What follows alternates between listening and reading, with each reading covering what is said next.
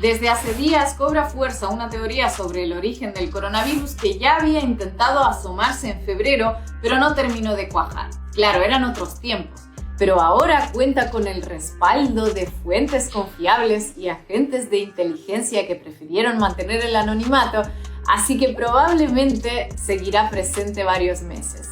Si no más. Possibly started in a Wuhan lab. The patient zero is a guy that got infected with corona from a bat. He worked in that Wuhan laboratory. The Chinese may have unleashed a global pandemic on the rest of us. Whether the virus was accidentally released by a lab a few miles away. Will they pay any price for that? Hoy, desde nuestro confinamiento, vamos a analizar cómo se llegó a esta serie de acusaciones y sobre todo, por qué. El 16 de abril, el Washington Post publicó un artículo en sección de opinión donde el autor afirmaba haber tenido acceso a unos telegramas en los que diplomáticos estadounidenses advertían de los bajos estándares de seguridad e higiene de un laboratorio científico en Wuhan. Con eso como principal y único punto de partida, el columnista sugiere que ese laboratorio experimental chino podría haber sido el origen del nuevo coronavirus. En pocos días, como un aluvión, la hipótesis empezó a darse como buena en decenas de medios estadounidenses.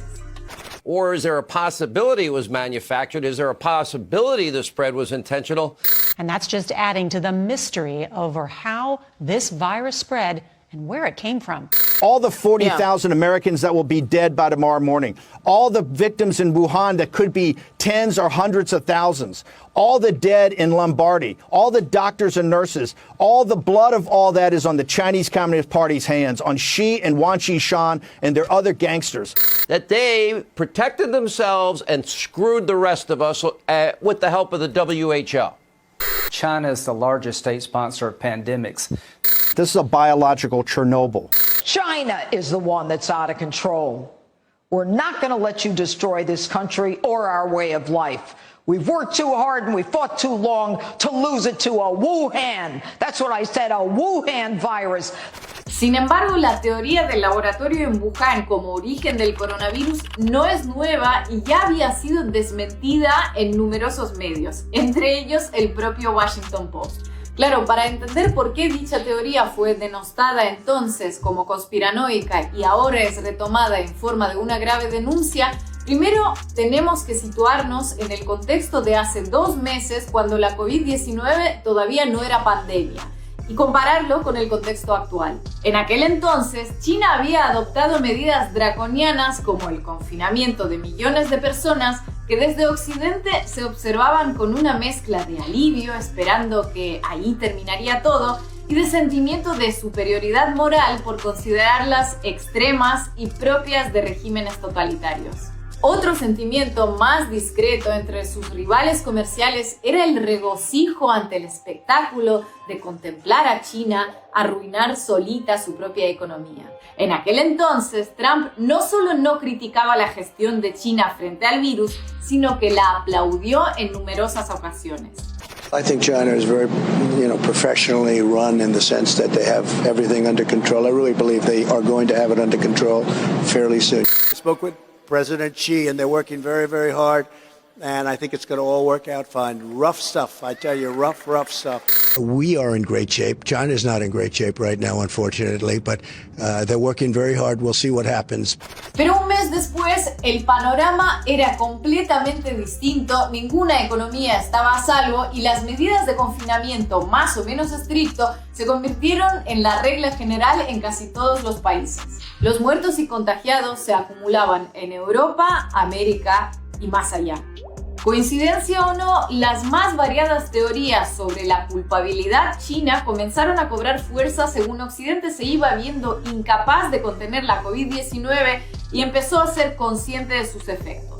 Aquí no vinimos a decirles que China tiene el gobierno más transparente del mundo y que su flujo de información sobre el coronavirus estuvo a la altura desde el principio. No. Pero para poner en su justo lugar todo lo sucedido, basta con echar un vistazo a la cronología. La primera muerte reportada por China fue el 11 de enero y Wuhan entró en cuarentena total 12 días después. Ambos fueron hechos noticiosos internacionalmente, pero la gran mayoría de países solo tomaron medidas similares a principios de marzo, un mes y medio después del confinamiento chino.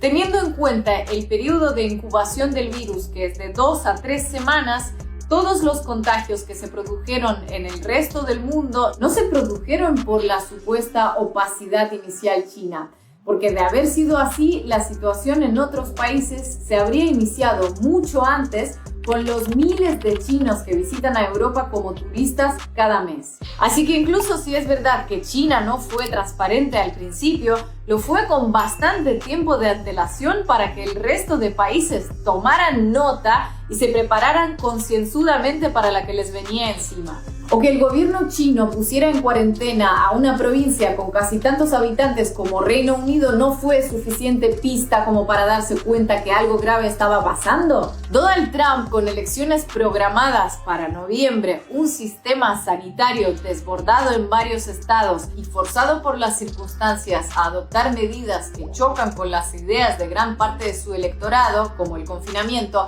busca desviar las miradas de sí mismo y de su gestión de la pandemia en Estados Unidos. Y sobre todo centrar la atención en buscar un culpable al que apuntar, aunque para eso haya que ignorar la opinión de los científicos, entre ellos la de Anthony Fauci, director del Instituto Nacional de Enfermedades Infecciosas de Estados Unidos, puesto por el propio Trump al frente del equipo para atajar la pandemia en Estados Unidos, quien apunta que el origen del coronavirus es natural. And the mutations that it took to get to the point where it is now is totally consistent with a jump of a species from an animal to a human. So, I mean...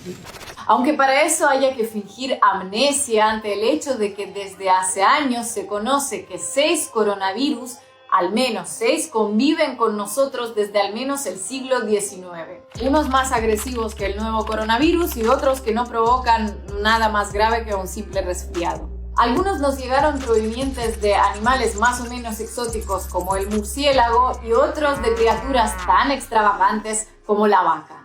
Ninguno de ellos ha escapado de un laboratorio. Así que no se trata de defender la transparencia de China o de negarla, sino de identificar que la causa de los estragos que está generando el coronavirus en todo el mundo va muchísimo más allá. Los daños generados por el coronavirus en términos económicos, sociales y sanitarios no han dejado de crecer y en ocasiones así asumir las propias responsabilidades se vuelve muy pesado. China tendrá que hacerse cargo de la suya, claro, como todos los países. Pero por lo visto, algunos quieren endosársela por completo para no asumir la parte que les corresponde a ellos.